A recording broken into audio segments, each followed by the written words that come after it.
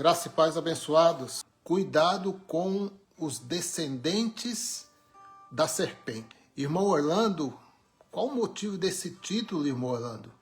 Bem, meus queridos, eu andei analisando as escrituras e o Messias ele se deparou diante de algumas situações a qual os líderes religiosos daquela época estavam tentando barrar o ministério do Cristo.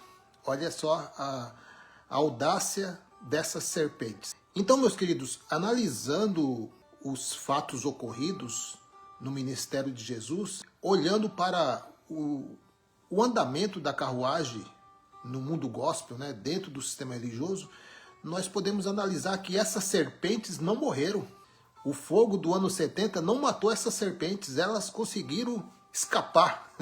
Então, meus queridos, nós vamos falar sobre esse tema aí, cuidado com os descendentes da serpente. O sistema religioso não parou naquela época de Jesus, ele continuou. Mateus capítulo 3, versículo 7. Olha aí, está dizendo aqui, ó, quando viu que muitos fariseus e saduceus vinham para onde ele estava batizando, disse-lhes, raça de víboras, quem lhes deu a ideia de fugir da ira que se aproxima? A expressão aqui usada, raça de víboras, essa expressão ela significa literalmente descendência de serpentes. O sistema religioso tem criado uma história hollywoodiana de um ser que caiu do céu e com ele veio a terceira parte dos anjos. Tremendo isso, né? Mas só, meus queridos, que a serpente aqui é uma analogia, é um simbolismo. Por exemplo, Adão ele é citado como a serpente.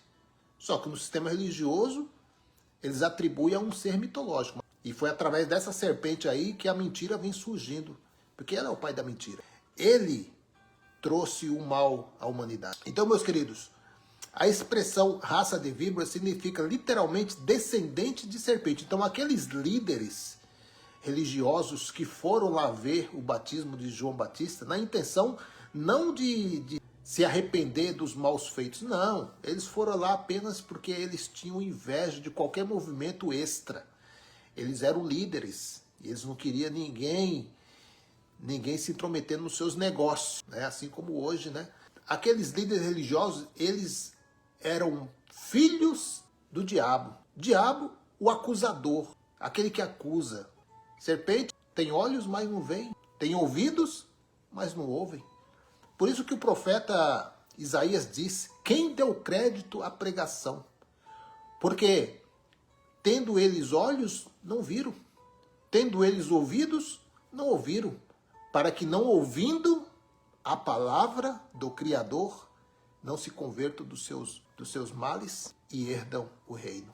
Jesus ele também usou, não só João Batista, como Jesus também usou essa expressão raça de víboras. Está lá em Mateus capítulo 12, versículo 34. Raça de víboras, como podem vocês que são maus? Olha aí, meu querido. Deus conhece o coração. Deus sabe. Esses homens aí que andam manipulando as vidas, que andam aí fazendo suas focatruas, uma hora a conta chega. E está chegando. Eu estive comentando aí, postando nas minhas redes sociais, da minha página no Facebook, um abençoado aí, não queria estar na pele dele, viu? Um abençoado aí que era pastor, liderava jovens, só que ele não só liderava jovens no âmbito de palavra, mas também, os irmãos sabem, né?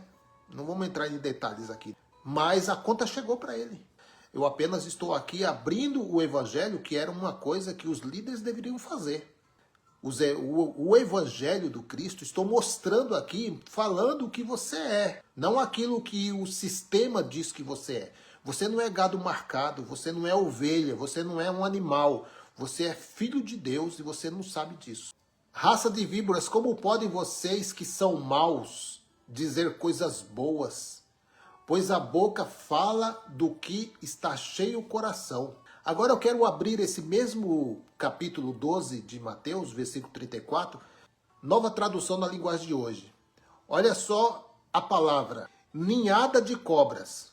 Ou seja, não é só uma serpente, são várias. Eu coloquei aí nas redes sociais, eu sempre estou colocando as focatruas desses líderes aí.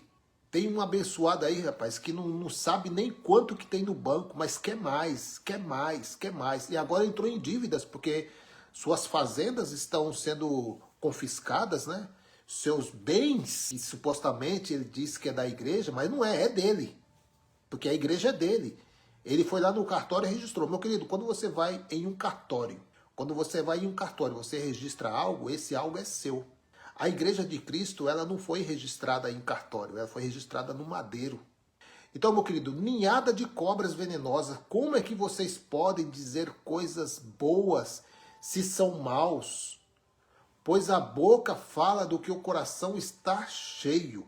Meus queridos amados, quando eu trago denúncias aqui, eu não estou tendo ódio dessas pessoas.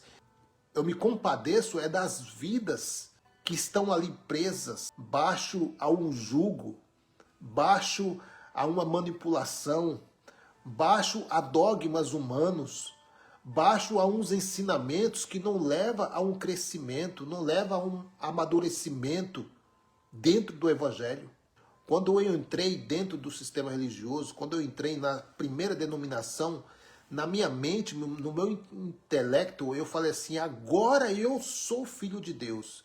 Na realidade, meu querido, não foi ali que eu me tornei filho de Deus. Eu me tornei filho de Deus antes da fundação do mundo.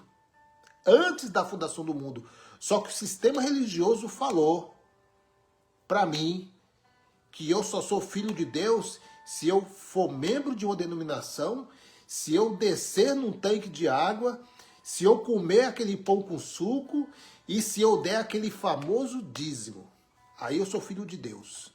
Tudo isso, meu querido, são mentiras. Mentiras. Você não precisa fazer nada disso para ser um filho de Deus, porque isso não está em você, não está em uma denominação, não está em um pastor, não está em um líder, um apóstolo, não está em ninguém. Está em Cristo. Está naquilo que ele fez na cruz do Calvário. Ele disse, está consumado. Se ele disse que está consumado, meu querido, como que esse homem aí disse para você que para você ser um filho de Deus, você tem que pagar o preço? Isso é mentira. Isso, meu querido, é colocar obstáculo no Evangelho. Isso é colocar, meu querido, um muro de novo sobre você.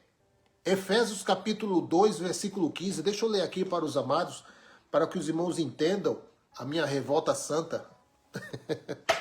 Então, meus queridos, Efésios capítulo 2, eles não gostam de mim porque eu leio a Bíblia. Só por causa disso. Se eu lesse aqui Ellen White, se eu lesse aqui os Mormons, Joseph Smith, se eu lesse aqui até o São Cipriano, eles não teriam tanta raiva de mim, porque olha lá, tá perdido, tá lá, ó, fazendo parte do espiritismo, tá lá, ó, no candomblé, tá lá não sei aonde, mas porque eu estou trazendo o Evangelho do Cristo, aí eles ficam bravos, porque era o papel deles fazerem, mas eles não fazem. Então Deus levanta outros, né, que tem coragem.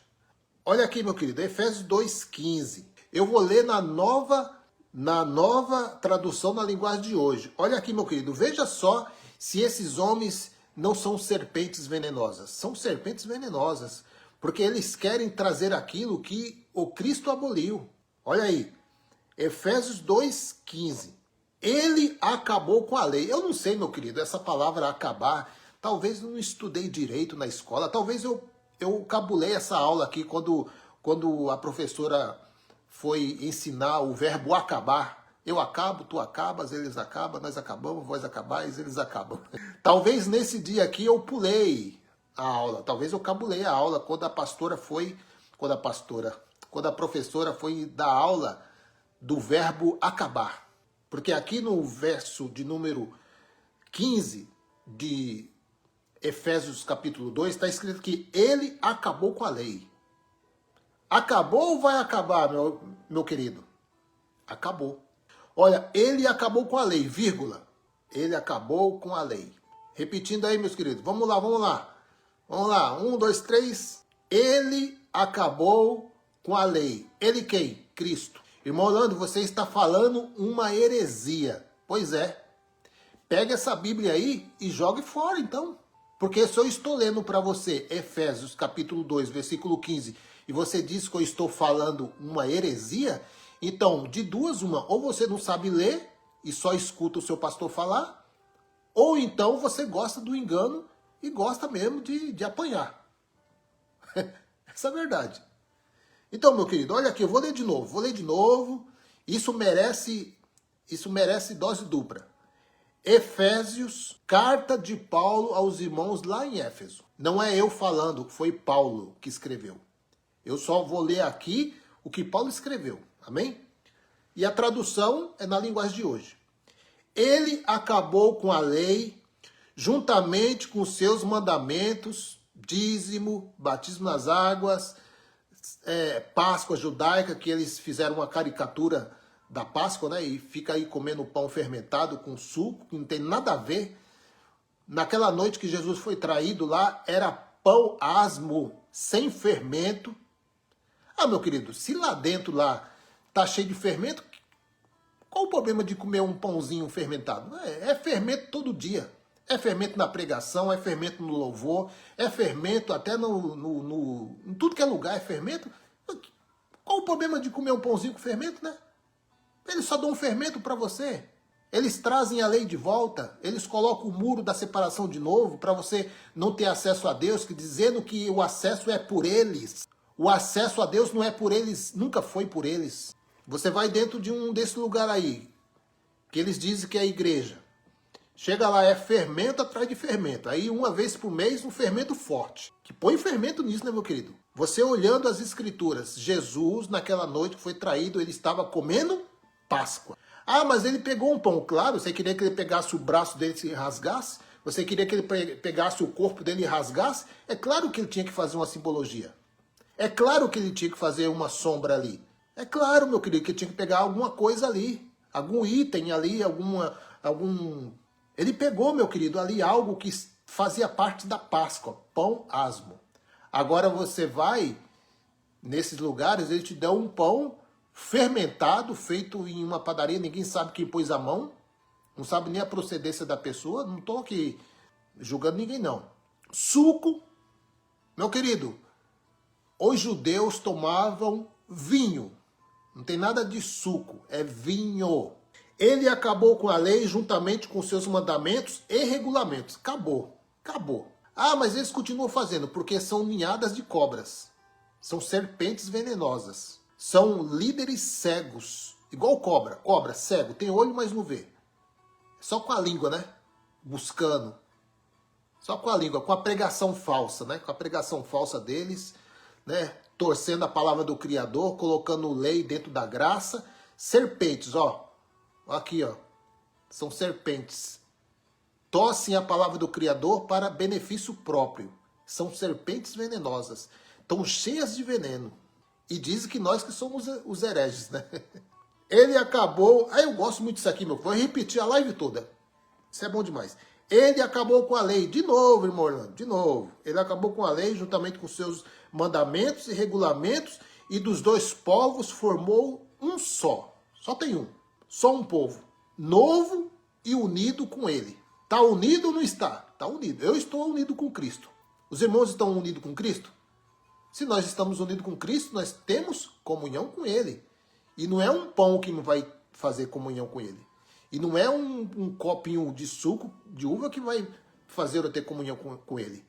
Eu tenho essa convicção. Primeira convicção que eu tenho, sou filho de Deus. Outra convicção forte, não preciso buscar, Ele está em mim. Outra convicção, todos os meus dias estão escritos nas palmas da mão do Eterno. Mesmo que eu falhar na carne, sendo filho, ele vai me disciplinar. E eu sei, meu querido, eu sei o que é a disciplina. Ah, meu amado, fala a verdade. Quantos aqui que estão assistindo a live aqui, em graça, não já foi disciplinado alguma vez? Diga. Eu. Meu querido, quando vem a disciplina, não é como aquela disciplina dos nossos pais, que a gente só sentia dor. E não via, né? A cura, né? Porque a cura demorava um pouco, né? Mas na disciplina do Pai, meu querido, Ele nos disciplina e o Espírito que está em nós diz assim, ó, você está disciplinado, Você está sendo disciplinado. Isso não é diabo. Isso não é demônio. Isso é a mão do papai cuidando de você. Por quê? Porque todos os teus dias estão contados nas palmas da mão do Eterno. Ah, eu pisei na bola com Deus, você é órfão. Não. Ah, eu vou ser aqui um bastardo. Não, você não é bastardo, você não é órfão, você é filho. E por ele te amar tanto assim, ele vai disciplinar você. Ninguém quer a disciplina do pai, meu querido, essa é a verdade. Ninguém quer. Assim como o apóstolo Paulo diz, né? Eu esmurro a carne e a conduzo à servidão. Servidão de quem? Do Espírito. Ela tem que ser escrava do Espírito, não o Espírito escrava da carne. O que acontece aí hoje em dia, meu querido, são homens que andam literalmente 24 horas, 100% na carne. Por isso que acontece essas bagaceiras aí, e nós estamos aí denunciando. Pastores pedófilos, pastores que levam jovens para sua casa dizendo que está discipulando e está, colocando a mão nos filhos. E aí levantam uma meia dúzia aí de serpentes enganadoras apoiando essa serpente que foi pega. Dizendo que não é bem assim, ele não é pastor, não, ele nunca pertenceu a... São serpentes, serpentes venenosas. Eles não sabem como os pais estão se sentindo de saberem que seus filhos foram violados por esses homens intitulados de pastores, bando de raça de víboras. Voltando aí, foi assim que ele trouxe a paz. Como que ele trouxe a paz, irmão Orlando? Ele trouxe a paz tirando a lei. Ah, meu querido, quem é que tinha a lei? Os judeus. Eles tinham paz, meu querido, debaixo dessa lei? Claro que não. Porque ele que trouxe a paz. Foi Cristo que trouxe a paz. Removendo o véu da separação. Ninguém, meu querido, tinha paz porque estava debaixo de lei, porque a lei não justificava ninguém. Todos eram injustos diante de Deus. Injustos. Mesmo ali seguindo alguns padrões da lei, mesmo seguindo alguns itens da lei, eles eram destinados à condenação. Precisava o Cordeiro, precisava vir o Messias. Ele veio e dos dois povos, ou seja, para Deus não há diferença de raça, de nação, de país, seja africano, seja japonês, seja qual for. Somos todos irmãos, meu querido. É por isso que eu fico assim pensando, sabe, o que passa na cabeça desse homem de chamar outro homem de pastor. Não me entra na cabeça hoje, meu querido. Hoje não me entra. Eu vou ler aqui. Não, deixa eu acabar aqui. Versículo 16. Pela sua morte na cruz, Cristo destruiu a inimizade que havia entre os dois povos. Por meio da cruz, ele os uniu em um só corpo e os levou de volta para Deus. Havia um muro que separava o povo judeu de Deus. Havia intermediários entre o povo judeu e Deus. O homem não poderia ir no lugar santíssimo. Ele não poderia entrar. Nem até mesmo os sacerdotes, se eles estivessem em algum pecado.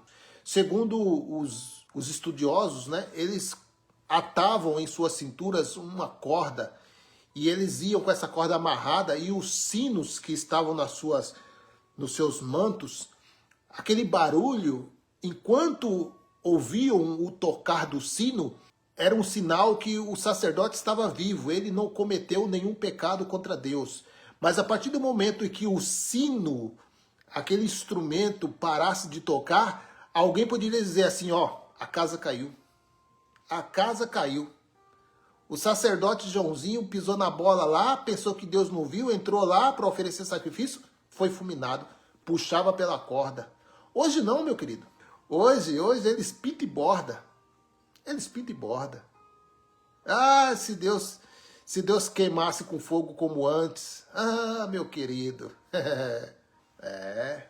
Deixa eu ler aqui, meu querido, uma passagem aqui que eu acredito que muitas pessoas não entenderam essa mensagem do Messias.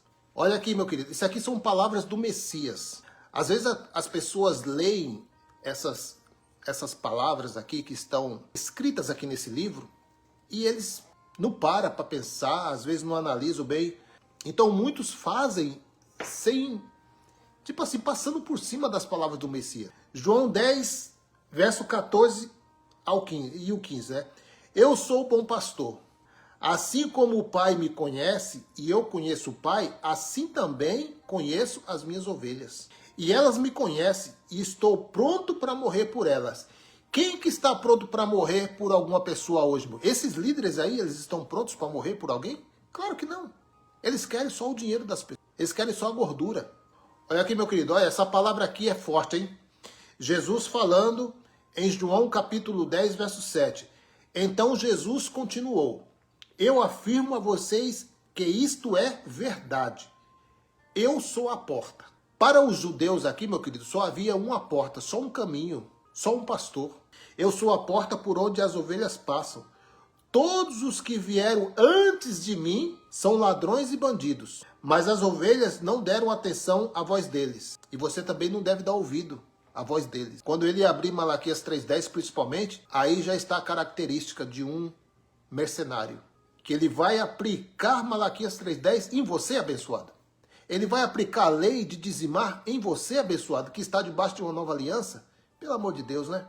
Todos os que vieram antes de mim são ladrões e bandidos, mas as ovelhas não deram atenção à voz deles. Eu sou a porta. Quem entrar por mim será salvo, poderá entrar e sair e achar a comida. O ladrão só vem para roubar. O ladrão só vem para roubar, meu querido. Por isso que você vê aí homens aí intitulados de apóstolos devendo fortunas aí nas justiças aí, porque alugam os galpões para fazer suas reuniões. Essas reuniões aí são reuniões diabólicas. Olhando para o que eles fazem lá dentro, aplicando lei de novo. Uma lei que o Cristo tirou porque o povo estava penoso, o povo não suportava o jugo. O Messias veio, tirou a lei e esses homens vêm e traz lei de novo. É claro que não tem nenhum efeito diante do Pai, não tem efeito nenhum você cumprir lei, só que você, meu querido, você nega Cristo. É a mesma coisa de você sair de um relacionamento, separar dessa mulher, casar com outra, mas sentir saudade da outra e voltar. Adultério. Então, meu querido, quando o Messias veio, ele firmou a nova aliança. Ele casou, ele é o esposo.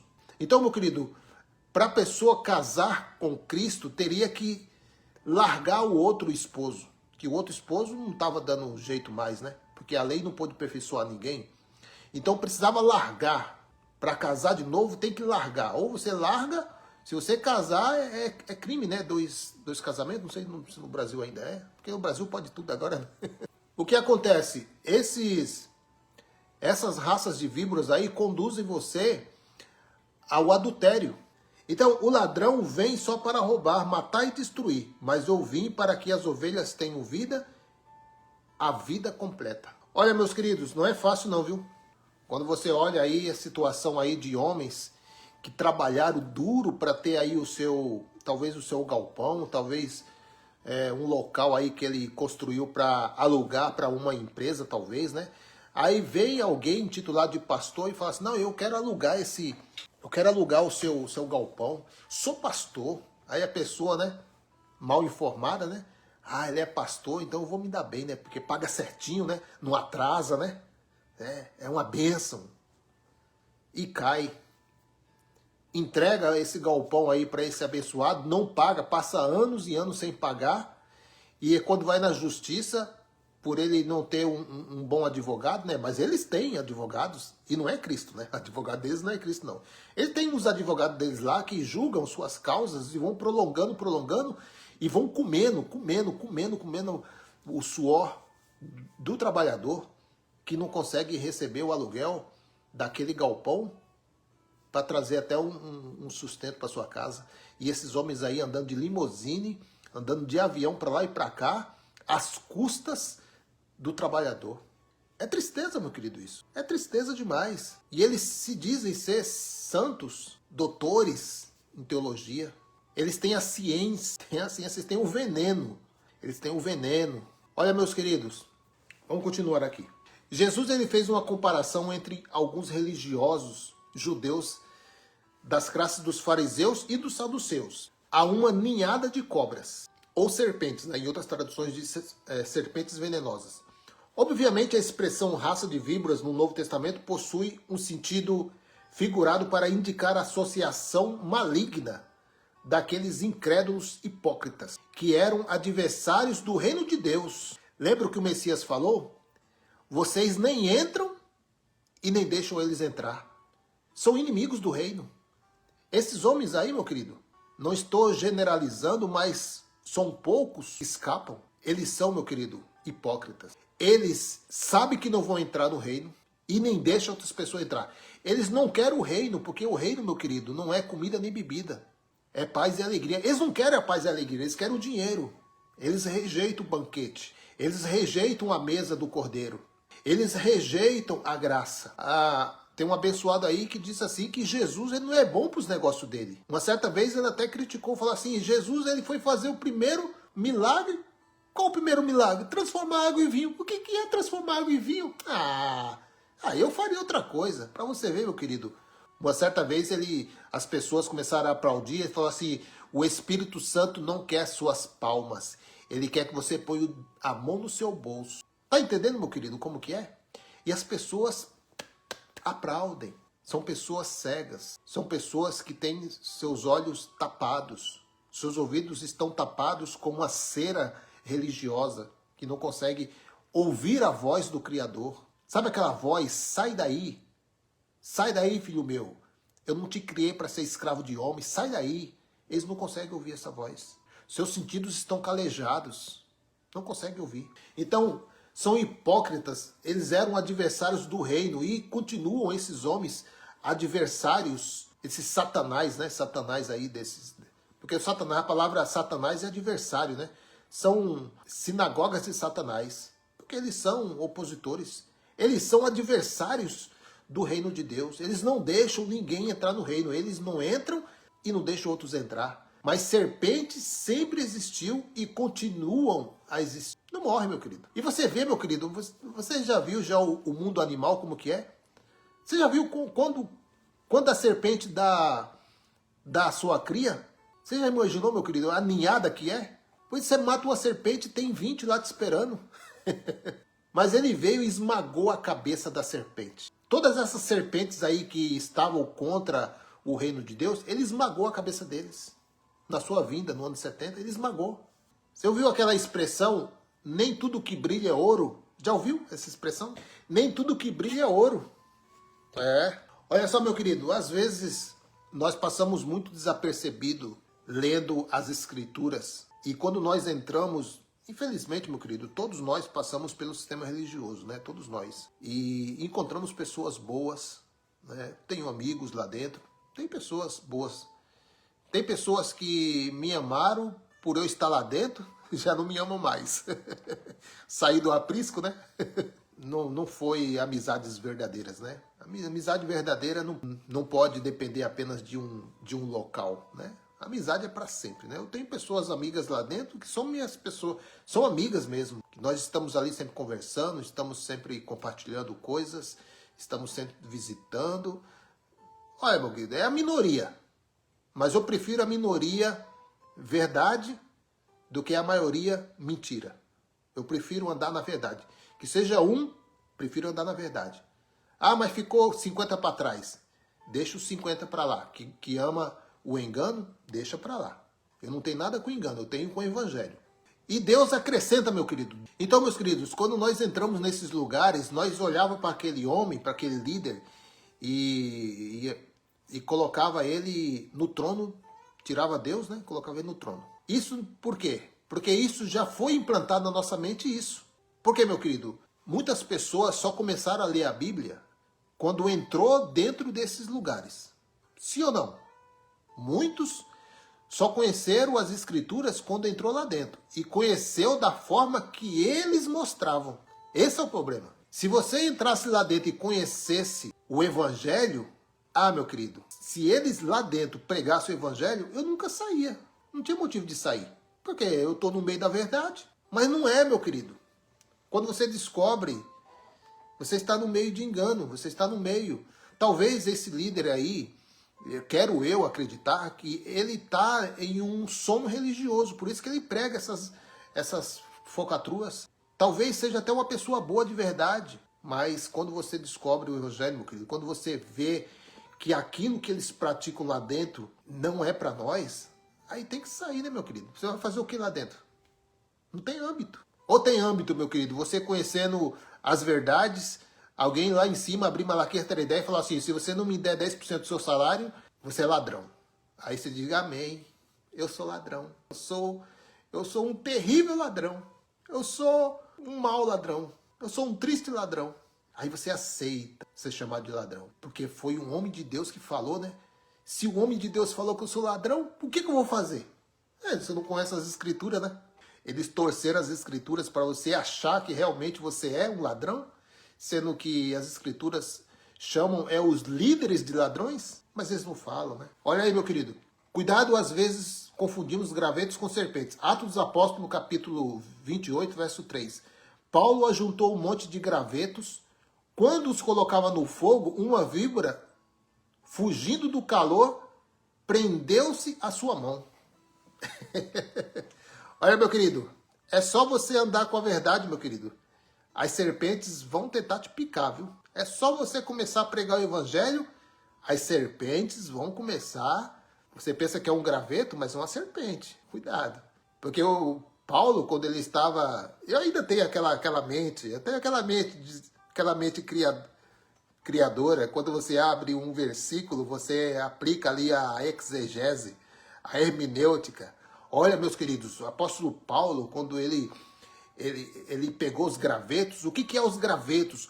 Os gravetos é algo que ia trazer um benefício para Paulo. Olha, o graveto é essa porta que está fechada. Olha o graveto. Aí começa aquela história, né, meus queridos? Então, o Paulo, quando ele se aproxima de uma pessoa, ele pensa que aquela pessoa é um graveto, mas não é, é uma serpente. E quando ele vai chegar perto, ele é picado por essa serpente. Ah, meu querido, né?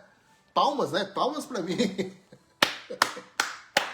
Meu querido, fui bom nisso. Assim como Deus foi com Noé, vai ser comigo também. Eu vou criar um barco. É assim que eles montam suas mensagens.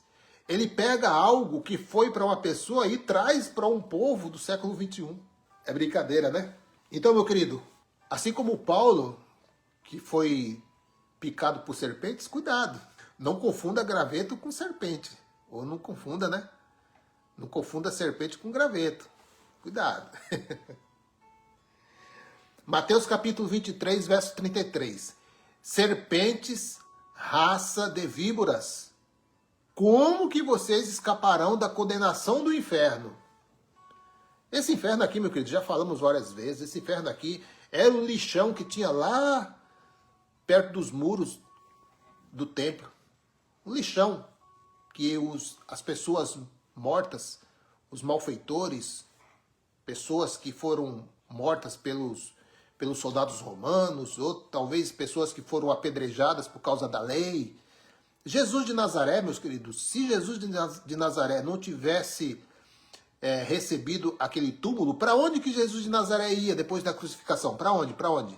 Vocês sabem? Para o inferno. Não o inferno da religião, né? Que é um inferno espiritual. Mas o inferno é o Geena. Ali, ó.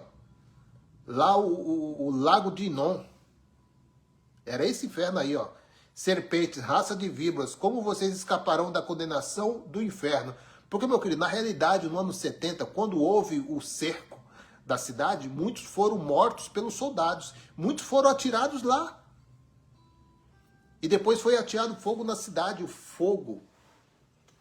Por isso que João Batista disse, e eis que eu batizo com água, mas alguém mais poderoso que eu vem e batizará vocês com o Espírito Santo e fogo.